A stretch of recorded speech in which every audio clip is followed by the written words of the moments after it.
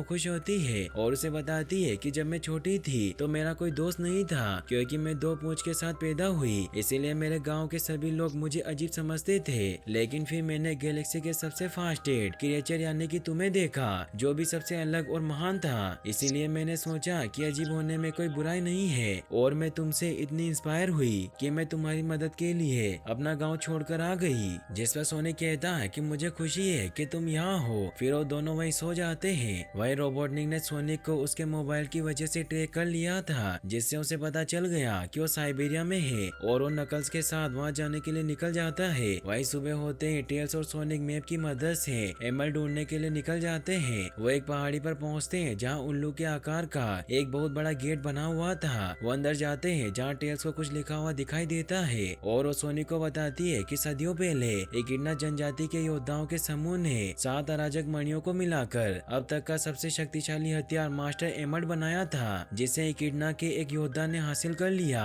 और पूरी सेना को तबाह कर दिया। लेकिन तभी उल्लू योद्धाओं के एक समूह ने उस योद्धा पर हमला किया, क्योंकि उनका मानना था कि किसी भी प्राणी के पास इतना खतरनाक हथियार नहीं होना चाहिए। इसीलिए उन्होंने उस योद्धा से लड़ाई की और उस एमड को हासिल करके कसम खाई कि वो उस एमड की बुरी शक्तियों से रक्षा करेंगे। इसीलिए उन्होंने एमड को एक गुप्त जगह पर छिपा दिया, और उस एमड की वजह से ही सदियों से इकिडना जनजाति उल्लुओं से लड़ रही है। फिर वो आगे बढ़ते हैं जहाँ उन्हें आउल का एक बहुत बड़ा स्टेचू दिखाई देता है, जिस पर स्लॉट लॉक लगा हुआ था, और उन सिंबल का सही क्रम लोंगलो के नक्शे में बना हुआ था, जिसे देखकर सोनिक उस पजल को सोल्व कर देता है, जिससे वो मूर्ति एक्टिवेट होकर उन्हें कंपास दे देती है, जिसकी मदद से मास्टर एमल तक पहुंचा जा सकता था, जिससे वो दोनों खुश होते हैं। लेकिन तभी रोबोटनिक नकल्स के साथ वहाँ पहुंच जाता है और उन पर मिसाइल से हमला करने की कोशिश करता है, लेकिन सोनिक उस मिसाइल से उन पर ही पलट वार कर देता है, जिससे नकल्स चट्टान में दब जाता है, और मौका पाकर सोनिक और टेल्स वहाँ से निकलकर बाहर आ जाते हैं। सोनिक एक पैनल की मदद से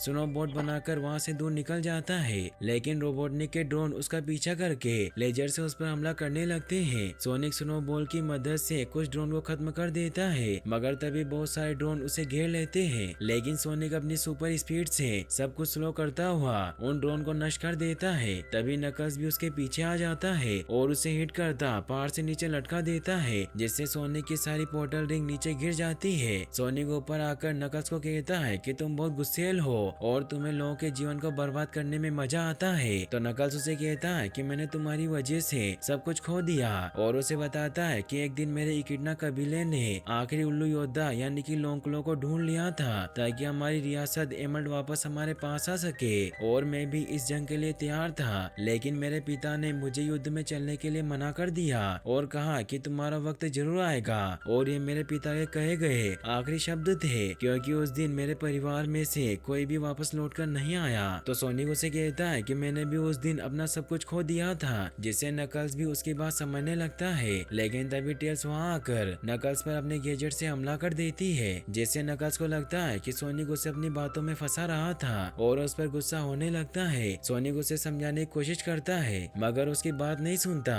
तो सोनिक कंपास को टेल्स की तरफ फेंक देता है, लेकिन रोबोटनिक बीच में आकर उस कंपास को पकड़ लेता है और उन पर मिसाइल से हमला करके नकल्स के साथ वहाँ से निकल जाता है। रोबोटनिक के इस हमले की वजह से टेल्स घायल हुई बेहोश हो जाती है। तभी वहाँ बॉम्ब की वजह से हिमस्खलन होने लगता है, जिससे सोनिक टेल्स को लेकर स्नोबोर्ड से वहाँ से निकलने लगता है, लेकिन उसके पास अब कोई रिंग नहीं होती। इसीलिए वो टॉम को कॉल लगाता है, क्योंकि उसने उसे रिंग दी थी, मगर अभी वहाँ रेचल और रेंडल की शादी चल रही थी। इसीलिए टॉम फोन नहीं उठाता, क्योंकि रेचल उस पर गुस्सा होती है, मगर सोनिक उसे इमरजेंसी मैसेज भेजता है। इसीलिए टॉम दूर जाकर कॉल पिक करता है, तो वो देखता है कि वो स्नोबोर्ड पर है, जिससे उसे कुछ समझ नहीं आता, मगर सोनिक उससे मदद के लिए एक पोर्टल खोलने को कहता है और उसे उस जगह की लोकेशन बताता है। तो टॉम उस रिंग को फेंक कर पोर्टल खोलने लगता है, लेकिन पोर्टल नहीं खुलता, क्योंकि जब टॉम ने जोजो के साथ मस्ती की थी तो रिंग रेचल की रिंग के साथ बदल गई। इसीलिए टॉम रेंडल के पास जाकर उससे रिंग मांगता है, लेकिन रेचल उस पर गुस्सा होती है, क्योंकि उसकी शादी को बर्बाद कर रहा था। टॉम को कोई तरीका नजर नहीं आता और वो रेंडल को मुक्का मारकर रिंग छीन लेता है और वहाँ एक पोर्टल खोल देता है, जिसमें से सोनिक और टेल्स बर्फ की लहर के साथ आते हुए वहाँ के पूरे फंक्शन को बर्बाद कर देते हैं, मगर किसी को ज्यादा चोट नहीं लगती। मेडी सोनिक से पूछती है कि ये सब क्या हो रहा है, तो सोनिक बताता है कि रोबोटनिक वापस लौट आया है और वो एक मैजिकल एमर्ल्ड चाहता है, इसीलिए मुझे उस एमर्ल्ड तक पहले पहुंचना होगा, वरना वो दुनिया को बर्बाद कर देगा।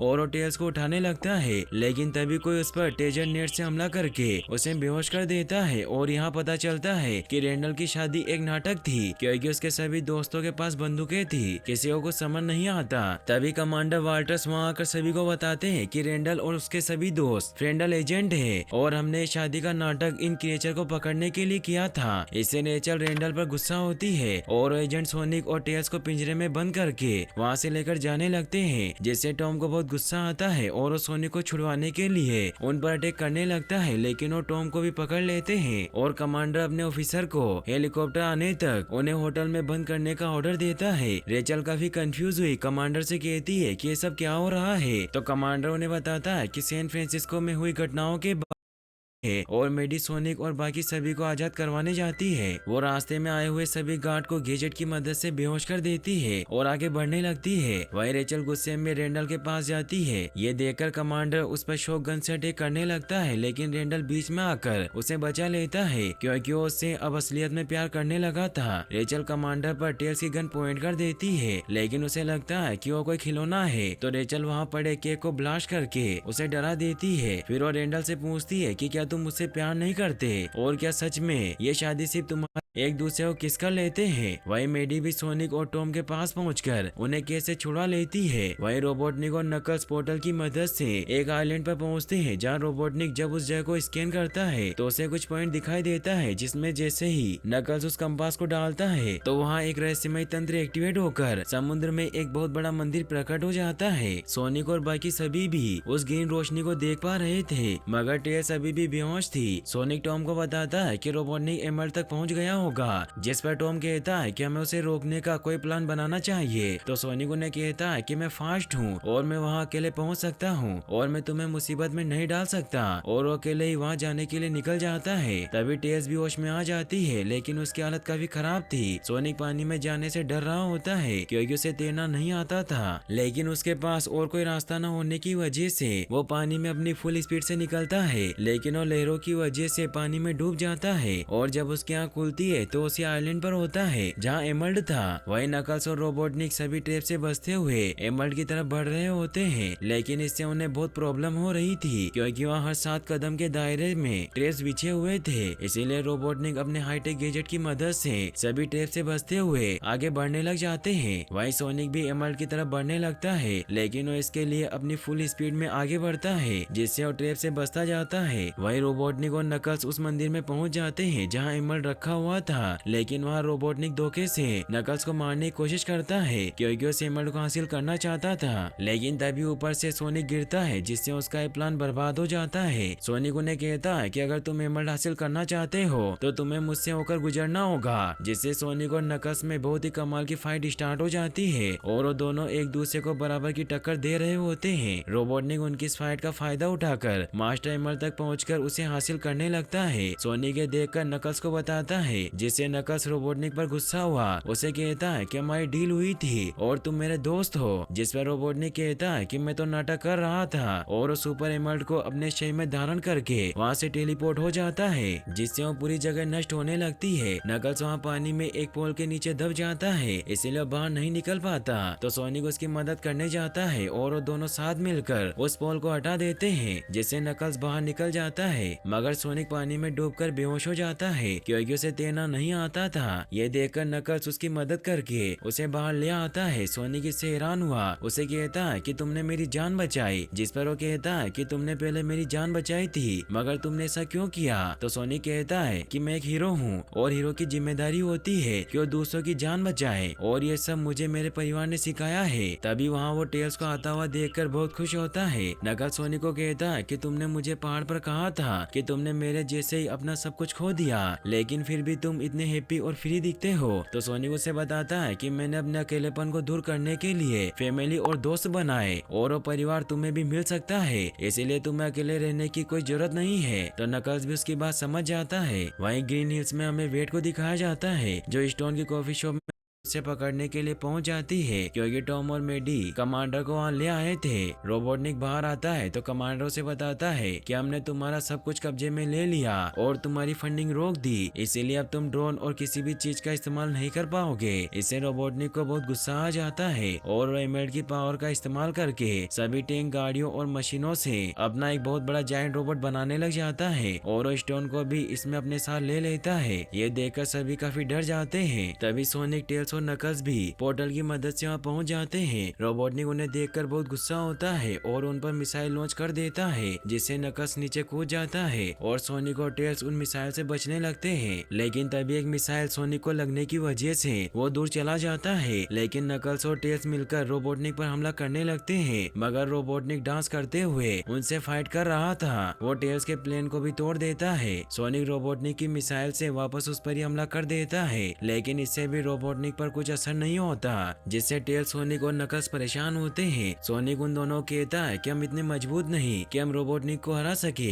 लेकिन हम तीनों साथ में अपनी पावर का इस्तेमाल करके उसे जीत सकते हैं। मगर रोबोटनिक उन्हें खत्म करने के लिए बहुत सारे ड्रोन और मिसाइल से हमला करने लगता है। इससे सोनिक को एक आइडिया आता है और वो अपने दोस्तों को बताता है कि रोबोटनिक मुझे मारना चाहता है, इसीलिए मैं उसका ध्यान भटकाऊंगा और तुम उसके शिप में पहुंच जाना। यह आइडिया उन्हें भी अच्छा लगता है, इसीलिए सोनिक एगमैन का ध्यान भटकाकर उसे दूर लेकर जाने लगता है और टेल्स और नकल्स मौके का फायदा उठाकर रोबोटनिक के रोबो पर पहुंच जाते हैं। लेकिन रोबोटनिक सोनिक को पुल से नीचे गिरा देता है, मगर तभी टेल्स उसका ध्यान भटकाने के लिए अपने बहुत सारे क्लोन बना लेती है, जिससे मौका पाकर नकल्स रोबोटनिक पर जोरदार वार करता है, जिससे एमर्ल्ड रोबोटनिक के शरीर से निकल जाता है और वो रोबोट भी पावर न मिलने की वजह से नीचे गिर जाता है। रोबोटनिक काफी परेशान होता है कि उसका एमर्ल्ड छीन लिया गया, इसीलिए अपने रोबोट की बैकअप पावर ऑन करता है। वहीं सोनिक काफी इंजर्ड हो चुका था, लेकिन वो देखता है कि एमर्ल्ड उसके सामने पड़ा हुआ है, इसीलिए वो उसे उठाने जाता है, मगर रोबोटनिक सोनिक को मारने के लिए उसे अपने पैर से कुचलने लगता है। मगर तभी टॉम और मेडी वहां पहुंचकर सोनिक की जान बचा लेते हैं, लेकिन रोबोटनिक के हमले से उनकी कार पलट जाती है, मगर उन्हें कुछ नहीं होता। सोनिक एमर्ल्ड की पावर को अपने अंदर लेने की सोचता है ताकि वो रोबोटनिक को रोक सके, लेकिन उसे उसका इस्तेमाल करना नहीं आता था और तभी वो एमर्ल्ड भी टूटकर सातों मणियों में अलग हो जाता है, क्योंकि वो एमर्ल्ड गिरकर कमजोर हो चुका था। रोबोटनिक उन्हें मारने के लिए उन्हें चारों तरफ से आग से कवर कर देता है और पैर रखने के लिए आगे बढ़ने लगता है। ये देखकर सोनिक मेडी और टॉम को कहता है कि तुम्हें यहाँ से चले जाना चाहिए, क्योंकि वो सिर्फ मुझे मारना चाहता है, जिस पर मेडी कहती है कि तुम हमारे परिवार का हिस्सा हो, इसीलिए वो सोनिक के साथ ही मरने का फैसला करते हैं। सोनिक इससे काफी इमोशनल हो जाता है और जैसे रोबोटनिक उन पर पैर रखने लगता है तो सोनिक की भावनाओं की वजह से वो मणि एक्टिवेट हो जाती है, जो सोनिक को सुपर सोनिक में बदल देती है, जिससे उसका रंग भी चमकीला पीला हो गया था। सोनिक मेडी और टॉम को बचाकर रोबोटनिक के रोबो को तोड़ देता है, मगर रोबोटनिक उसे अपनी बातों में फंसाकर फिर से उस पर हमला करता है, लेकिन सोनिक बहुत पावरफुल होने की वजह से उसके पूरे रोबो को ही डिस्ट्रॉय कर देता है, जिससे रोबोटनिक उस रोबो के साथ नीचे गिर जाता है और सुपर सोनिक वापस नीचे आ जाता है। यह देखकर टॉम और मेडी खुश हुए उसके पास जाने लगते हैं, लेकिन नकल्स उन्हें रोक कर कहता है कि अब आपका सोनिक नहीं रहा, क्योंकि एमर्ल्ड की वजह से बुरा बन गया होगा। लेकिन तभी सोनिक एमर्ल्ड पावर से अपना फेवरेट चिली डॉग मंगाता है, जिससे वो खुश होते हैं कि वो उनका वही पुराना वाला सोनिक है। सोनिक उन सभी मणियों को अपने शरीर से निकाल कर वापस अपने असली रूप में आ जाता है, जिससे सभी खुश होते हैं। टेल सोनिक से कहती है कि तुम यूनिवर्स के सबसे पावरफुल हीरो थे, फिर तुमने अपनी पावर क्यों छोड़ दी? जिस पर सोनिक कहता है कि अभी भी मैं पूरी तरीके से तैयार नहीं हूँ और मुझे बच्चा बनकर रहना अच्छा लगता है, जिससे टॉम और मेडी खुश हुए उन्हें हक कर लेते हैं। वही नकल सभी मणियों को मिलाकर वापस उसे एमर्ल्ड में बदलकर सभी से कहता है कि मैं जीवन भर इसे ढूंढता रहा और ये अब हम सभी के पास है, और वो सभी कसम खाते हैं कि उस एमर्ल्ड की हमेशा बुरी शक्तियों से रक्षा करेंगे और दूसरों की मदद करेंगे। फिर हमें दिखाया जाता है कि अब नकल्स और टेल्स भी टॉम और मेडी के साथ रहने लग जाते हैं, जहाँ वो साथ में बेसबॉल खेलते हैं, मस्ती करते हैं। टॉम सोनिक को कहता है कि अब तुम्हें अपने दोस्त मिल गए जिससे तुम खुश हो, तो सोनिक उसे कहता है कि तुम हमेशा से मेरे डेड रहे हो और तुमने आज तक मुझे सब कुछ सिखाया, और वो सभी आइसक्रीम खाने के लिए निकल जाते हैं और यहीं पर इस मूवी की हैप्पी एंडिंग हो जाती है। लेकिन फिर हमें इसके पोस्ट क्रेडिट सीन को दिखाया जाता है, जहाँ कमांडर अपनी टीम को लेकर देखते हैं जिसने सभी से बचने के लिए एक सोल्जर का रूप ले लिया था। एक एजेंट कमांडर के पास आकर बताती है कि हमने जब रोबोटनिक के डेटाबेस को हटाया था तो हमें उससे 50 साल पुराने एक डार्क शेडो प्रोजेक्ट के बारे में पता चला, जिसे किसी ने बहुत ही खुफिया तरीके से छिपाया हुआ था, जिससे कमांडर परेशान होते हैं। वहीं फिर हमें बहुत दूर बनी एक रिसर्च फैसिलिटी को दिखाया जाता है जहाँ एक कैप्सूल सक्रिय हो चुका था और उसमें मौजूद ब्लैक हेजॉग जाग उठता है और यहीं पर ये मूवी फाइनली एंड हो जाती। What if thin meant more durable?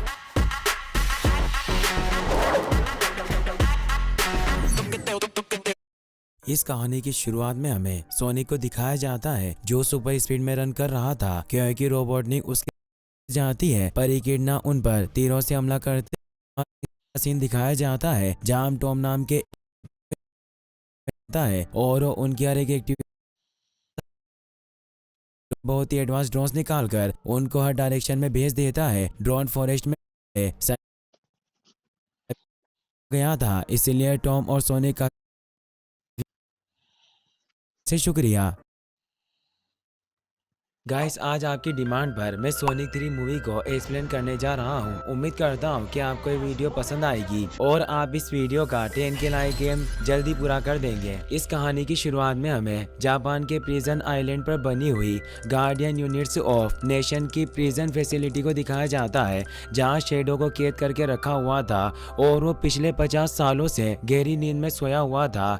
Shadow को मारिया की याद आने लगती है जिससे अचानक उसकी आँख खुल जाती है और अब वो लैब के सिस्टम को हैक करने लगता है। वहाँ मौजूद ऑफिसर कुछ भी कंट्रोल नहीं कर पा रहे थे और अब वो वेपन लेकर शेडो को रोकने के लिए उसके पास आ जाते हैं, पर शेडो कंटेनर को एक पंच में ही तोड़ देता है और वो टेलीपोर्ट होकर गार्डियन यूनिट्स ऑफ नेशन के सभी ऑफिसर्स को मारकर बेहोश करने लग जाता है। उसकी स्पीड इतनी फास्ट थी कि कोई उसे देख नहीं पा रहा था और वो बिल्कुल गोकू की तरह ही टेलीपोर्ट कर रहा होता है। अब शेडो फुल स्पीड के साथ वहां से निकल जाता है और टोक्यो शहर की तरफ बढ़ने लगता है। वहीं अब हमें ग्रीन हिल में सोनिक, टेल्स और नकल्स को दिखाया जाता है जो टॉम और मेडी के मदद से फ्लाई करता हुआ तेजी से आगे बढ़ रहा होता है। नकल्स भी आगे था जिससे वो सोनिक को चिढ़ा रहे थे। सोनिक अब फुल स्पीड में आगे बढ़ता है और एक बार में ही पूरे ग्रीन हिल्स का चक्कर लगाकर एंड पॉइंट पर पहुंच जाता है। वो खुश हो रहा था कि वो जीत गया, पर टेल्स और नकल्स पहले से ही वहाँ मौजूद थे। सोनिक को विश्वास नहीं हो रहा था। वो बोलता है कि आखिर मैं कैसे हार सकता हूँ। सोनिक जब उन्हें टच करता है तो उसे पता चलता है कि वो दोनों होलोग्राम थे जिन्हें टेल्स ने अपने गैजेट की मदद से एक्टिवेट किया था, पर काफी देर से नकल्स और टेल्स उसके पास नहीं आए थे, जिससे वो वापस से स्टार्टिंग पॉइंट पर पहुंच जाता है। वहां टॉम, मेडी और बाकी सभी सोनिक को सरप्राइज देते हैं और सोनिक को बताते हैं कि आज हैप्पी बी अर्थ डे है। टॉम बताता है कि यह दिन तुम्हारी अर्थ पर आने की टेल्स भी कहता है कि अगर तुम यहाँ नहीं होते तो हम कभी भी साथ नहीं होते। टॉम भी बताता है कि सोनिक, जब तुम इस अर्थ पर आए थे तब से हम सभी की जिंदगी बदल गई और अब हम एक फैमिली बन चुके हैं। वो सभी काफी खुश थे और वो पार्टी करने लगते हैं। पार्टी के बाद सोनिक टॉम को थैंक्स कहता है कि तुमने वास्तव में मेरे लिए काफी कुछ किया है और अब सोनिक अपने उस पुराने केव में आ जाता है जब वो अर्थ पर आने के बाद सालों तक छिप कर रहा और किसी के सामने नहीं आया। टॉम भी वहां जाता है। टॉम उस जगह को देखकर हैरान था। उसे वहां पर एक पेंटिंग दिखाई देती है। वो पूछता है कि आखिर ये क्या है। सोनिक उसे बताता है कि ये लॉन्ग क्लो है जिन्होंने मुझे बचपन में पाला था और मैंने उन्हें याद रखने के लिए इस पेंटिंग को बनाया था ताकि मैं याद रख सकूं कि मैं उस ग्रीन हिल्स से यहाँ आया था। मुझे अभी भी लॉन्ग क्लो की बहुत याद आती है और क्या तुम्हें लगता है कि लॉन्ग क्लो को मुझ पर गर्व होगा। टॉम कहता है कि मैं समझता हूँ कि तुमने बचपन में ही अपनों को खो दिया था, लेकिन फिर भी उस दर्द ने तुम्हें खुद को बदलने नहीं दिया। चाहे तुम कितना भी गुस्सा क्यों ना हो, पर तुम हमेशा दिल से एक अच्छे हेजोग होगे। वो उसे समझाता है कि जिंदगी हर मोड़ पर हमारा इम्तिहान लेती है। हमारे शायद मैं एक पूरी तरीके से अलग हेजोग होता। अब हमें शेडो को दिखाया जाता है जो टोक्यो शहर में पहुंच चुका था। वो देखता है कि अभी 2024 चल रहा है, जिससे उसको गुस्सा आता है कि मुझे 50 सालों तक कैद करके रखा गया। गन ऑर्गेनाइजेशन के सोल्जर्स भी वहां जाते हैं जो शेडो को चारों तरफ से घेर लेते हैं। शेडो गुस्से में कहता है कि तुम अभी मुझे अकेला छोड़ दो और वो अपनी पावर को एक्टिवेट करके उन्हें पीटने लग जाता है। वही सोनिक ग्रीन हिल्स में अपने दोस्तों के साथ बैठकर टाइम एक्सप्लेन कर रहा था। वो बोन फायर में मशरूम पका रहे थे, लेकिन तभी वहाँ हेलीकॉप्टर आ जाता है जिसमें गार्डियन यूनिट ऑफ नेशन, जिसे शॉर्ट में गन नाम से जाना जाता है, उसके ऑर्गेनाइजेशन की डायरेक्ट रोकवेल आई थी। वो सोनी को बताती है कि अभी टोक्यो में एक बहुत ही बड़ी प्रॉब्लम आ गई है और मुझे कमांडर वाल्टर्स ने टीम सोनी को लेने के लिए भेजा है। कमांडर वाल्टर वही थे जिन्होंने ये गन ऑर्गेनाइजेशन बनाई थी। नकल्स कहता है कि हमारा नाम टीम सोनी किसने रखा। सोनी कहता है कि मुझे यह नाम काफी पसंद आया। वो टॉम और मेडी से कहता है कि तुम खाने को फ्रिज में रख दो। अब टीम सोनिक लोगों को बचाने के लिए रवाना हो रही है और वो हेलीकॉप्टर में बैठकर वहां से निकल जाते हैं। टेलीपोर्टेशन रिंग की मदद से वो टोक्यो पहुंच गए थे। वो देखते हैं कि टोक्यो में एक तेज एक्सप्लोजन हो रहा है। वो तीनों फाइट के लिए तैयार थे। सोनी कहता है कि हम नहीं जानते कि हमारा विलन कौन होने वाला है, वो चाहे गॉडजिला हो या फिर कोई कीटी, हम सभी को आसानी से संभाल सकते हैं। ये कहकर वो हेलीकॉप्टर से जंप लगा देते हैं। वो तीनों एक हीरो की तरह नीचे एंट्री मारते हैं। वहाँ चारों तरफ किओस मचा हुआ था। उन तीनों को समझ नहीं आता कि आखिर यहाँ हुआ क्या होगा।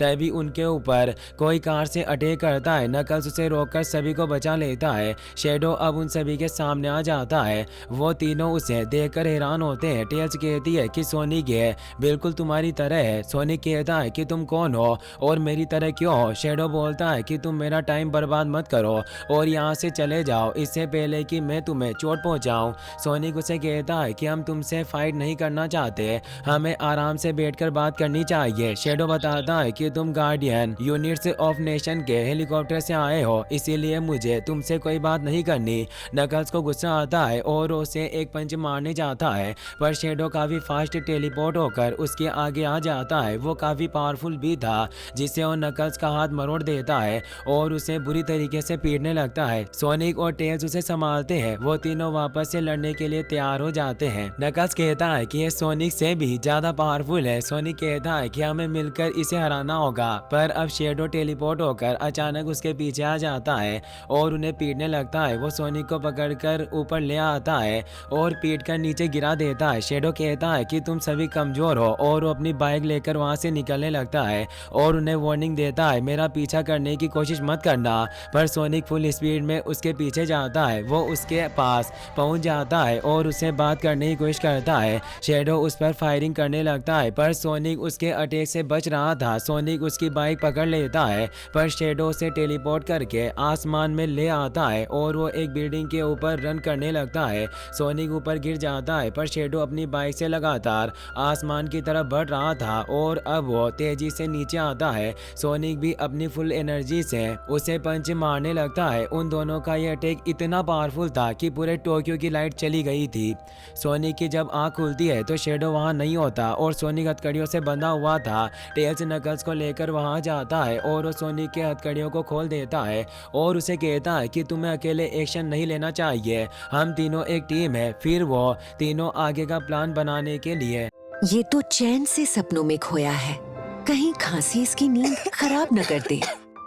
इसीलिए विक्स वेपर अप के नए फॉर्मूला में है कपूर और नीलगिरी तेल।